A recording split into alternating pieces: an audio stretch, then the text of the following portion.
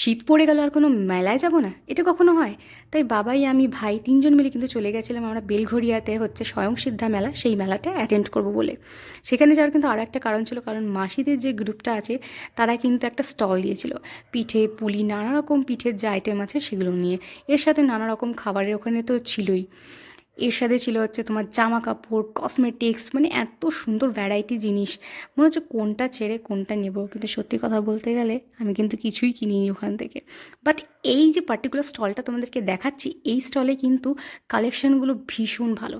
তোমরা যারা শাড়ি পরতে ভালোবাসো, অথেন্টিক তোমরা শাড়ি চাও যার মধ্যে মিক্স নেই, সেই শাড়ি কিন্তু তোমরা এই স্টল থেকে পেয়ে যাবে। এর কিন্তু যে ডিটেলসটা আছে কমেন্ট বক্সে দেওয়া আছে, তোমরা অবশ্যই যোগাযোগ করতে পারবে। তো মাসির সাথে দেখা করার পরে কিন্তু চারদিকটা ঘুরে একটু ভাবলাম দেখে নিই কী কী জিনিস আছে। বিশ্বাস করো মনে হচ্ছে সবগুলো নিয়ে নিই। মানে ওদের হাতের কাজ এত সুন্দর, চারিদিকটা এত সুন্দর করে সাজানো হয়েছে।